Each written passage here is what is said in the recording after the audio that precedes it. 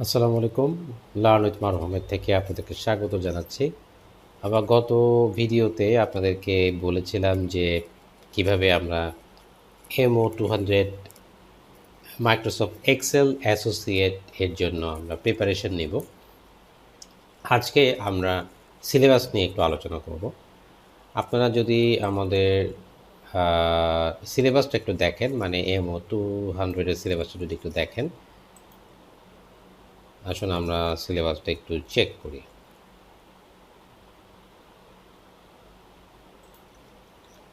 আমি গত ভিডিওতে আপনাদেরকে ডেসক্রিপশন বক্সে আমাদের MO200 এর যে লিঙ্কটা সেটা দিয়েছিলাম। তো এখান থেকে নিচের দিকে গেলে আমরা এই যে সিলেবাসটা দেখতে পাচ্ছি, এটা হচ্ছে এটা গ্ল্যান্স সিলেবাস। এইটাকে আমরা এক কথায় এক্সামের ভাষায় বলি হচ্ছে অবজেক্টিভ ডোমেইন, মানে হচ্ছে মূল বিষয়বস্তু। আচ্ছা, তারপর এইটা হচ্ছে আমাদের আউটলাইন। তো এই আউটলাইনটা আমাদেরকে প্রথমে পুঙ্খানুপুঙ্খ বুঝতে হবে, এবং যারা অ্যাকচুয়ালি মাইক্রোসফট এক্সেল সম্পর্কে ধারণা রাখেন তারা কিন্তু এই বিষয়গুলো খুব সহজেই বুঝতে পারবেন। আমরা এই এক্সামটি তাদেরকে দেওয়ার জন্য অনুরোধ করব যারা এক্সেলে মিনিমাম 1 বছর ধরে ইউজ টু আছেন, কাজ করছেন। হ্যাঁ, হঠাৎ করে দেখা যাচ্ছে যে আপনি আমাদের ভিডিওটা দেখে যদি আগ্রহী হন কিন্তু যদি এক্সেলে ইউজ টু না থাকেন, তাহলে কিন্তু আমরা আপনাকে এই পরীক্ষায় সাকসেসের কোনো আশা দিতে পারবো না। কারণ আপনাকে অবশ্যই মাইক্রোসফট এক্সেল সম্পর্কে মিনিমাম 1 ইয়ারের একটা অভিজ্ঞতা আপনার থাকতে হবে। মানে আপনি রেগুলার এক্সেল ব্যবহার করেন সেই ধরনের একটা অভিজ্ঞতা থাকতে হবে। ঠিক আছে? আপনার সেই আগ্রহটা থাকতে হবে, সেই এক্সেলে কাজ করার, রেগুলারলি কাজ করার আগ্রহটা থাকতে হবে। দেন আপনি সার্টিফিকেশনের জন্য চেষ্টা করবেন বা আগ্রহ প্রকাশ করবেন বা আপনি ট্রাই করবেন।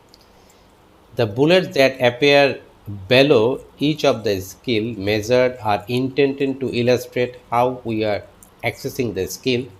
The list is not definitive or exhaustive.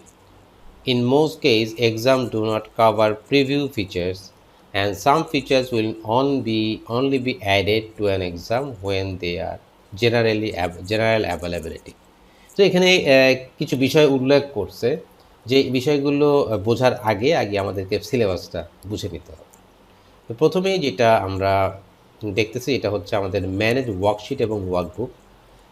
এক্সেলের ফাইলকে আমরা ওয়ার্কবুক বলি, আর ওয়ার্কশিট হচ্ছে প্রত্যেকটা আলাদা একটা শিট। তো সেটার ভিতরে ইম্পোর্ট ডেটা ইনটু ওয়ার্কবুক, দুইভাবে ডেটা আনার একটা সিস্টেম আছে।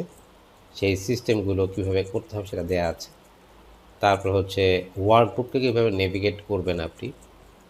Search for data within a workbook, navigate to name cells, ranges and workbook element, insert and remove hyperlink. তাহলে কিভাবে আপনি টোটাল ওয়ার্কবুকের মধ্যে নেভিগেট করবেন সেটা এখানে বলা আছে।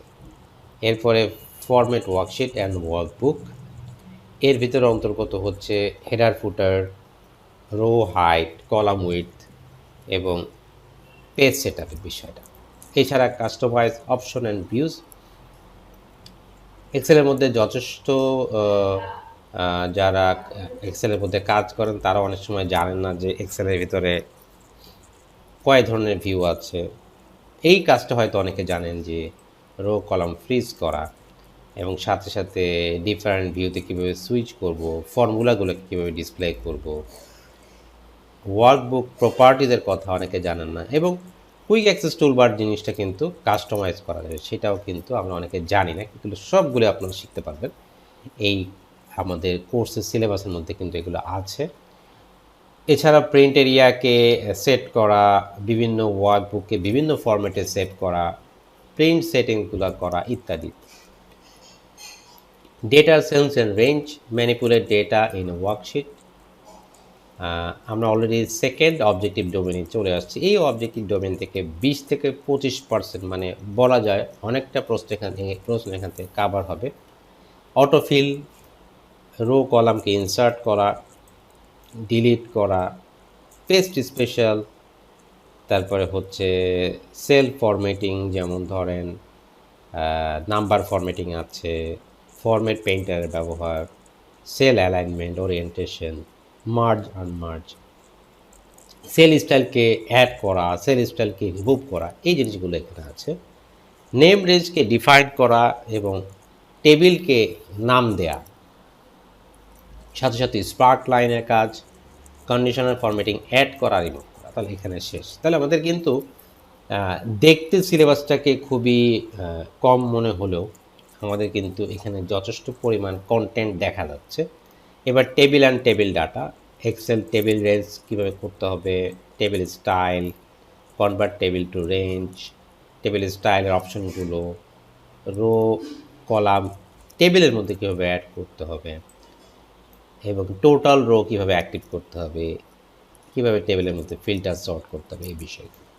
সবথেকে ক্রুশিয়াল যে আমাদের মডিউলটা, এই মডিউলটা সবথেকে ক্রুশিয়াল। তবে আমি বলবো এই মডিউলটা যারা অলরেডি ফর্মুলা এবং ফাংশন ব্যবহার করে তাদের জন্য খুব ইজি। যেমন ধরেন এখানে যে ফাংশনগুলো দেওয়া হয়েছে, they are all easy functions. Count blank, if function আছে এখানে, তবে ইফ ফাংশন কিন্তু খুব অ্যাডভান্স কোনো ইফের কোনো এখানে কাজ নেই, জাস্ট ইফ ফাংশন। এছাড়া কিছু টেক ফাংশন দেখা যাচ্ছে, upper lower length, concat, take join, এই জিনিসগুলো কিন্তু আছে। আচ্ছা, তো এখানে আরও একটা জিনিস আছে, সেটা হচ্ছে কি cell reference, relative, absolute, mixed এবং রেঞ্জ, নেম রেঞ্জ ইত্যাদি। এরপর হচ্ছে আরেকটা খুবই ইম্পর্টেন্ট টপিক, সেটা হচ্ছে ম্যানেজ চার্ট ক্রিয়েট করা, তারপরে হচ্ছে ডেটা সিরিজকে অ্যাড করা, রো কলামকে সুইচ করা, চার্টকে মডিফাই করা, চার্ট লেআউটকে মডিফাই করা, চার্ট স্টাইল চেঞ্জ করা, এবং অল্টারনেট টেক্সট হিসেবে চার্টের মধ্যে কোনো লেখা দেয়া। তো এই বিষয়গুলোর মধ্যে অনেকেই হয়তো অনেক কিছু জানেন, কিন্তু একটা জিনিস মাথায় রাখতে হবে যে পরীক্ষার প্রিপারেশন এবং আপনার ডেইলি ওয়ার্কে আপনি যতটুকু ইউজ টু, তার সাথে পরীক্ষার প্রিপারেশনটা টোটালি এক নয়। টোটালি ডিফারেন্ট না হলেও টোটালি এক নয়। আমি খুব ভালো কাজ পারি, কিন্তু পরীক্ষার প্রিপারেশনের ক্ষেত্রে আমাকে ইজিগুলো দেখতে হবে, কঠিনগুলো দেখতে হবে। যেটা পারি সেটাও প্র্যাকটিস করতে হবে, আর যেটা পারবো না সেটাও প্র্যাকটিস করতে হবে। আমাদের এই যে অবজেক্টিভ ডোমেইনগুলো দেওয়া আছে, এই ডোমেইন থেকেই প্রশ্নগুলো হবে। তবে একটা জিনিস মাথায় রাখতে হবে, আমাদের প্রশ্নগুলো হচ্ছে কি সিনারিও বেসড, সবই হচ্ছে প্র্যাকটিক্যাল সলিউশন করতে হবে। আপনাকে 5 থেকে 6টা প্রজেক্ট দেওয়া হবে। এই প্রত্যেকটা প্রজেক্টের মধ্যে 5 থেকে 6টা করে টাস্ক থাকবে। এই টাস্কগুলো আপনাকে ওখানেই করতে হবে। আপনার স্ক্রিনের সামনে টাস্কগুলো আসবে, আপনাকে টাস্কগুলো করতে হবে। এখানে কোনো থিওরিক্যাল কোশ্চেন নাই, টোটালি একটা হ্যান্ডস অন প্র্যাকটিক্যাল এক্সাম। তো এই জন্য অবশ্যই খুব বেশি পরিমাণে প্র্যাকটিস ইউজ টু হওয়া দরকার।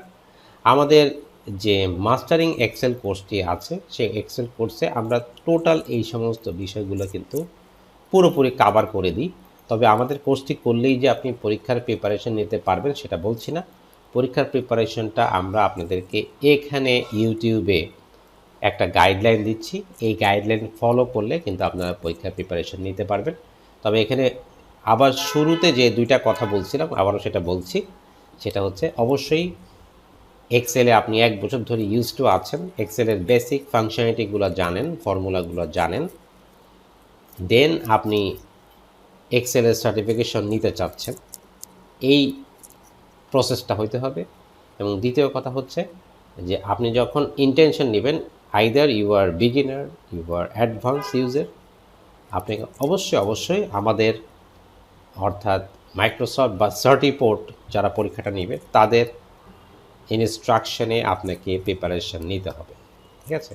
এবং প্রিপারেশন কোনোভাবে এরকম হবে না যে আপনি আজকে পরীক্ষা দিতে চাচ্ছেন, আজকে আপনি বসে যাবেন। মিনিমাম আপনার 1 থেকে 1.5 মাস হাতে রেখে আপনাকে প্রিপারেশন নিতে হবে।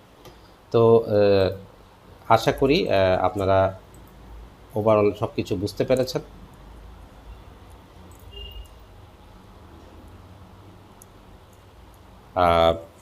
আজকে আমরা এখানেই শেষ করছি। ভালো থাকবেন। সালাম আলাইকুম।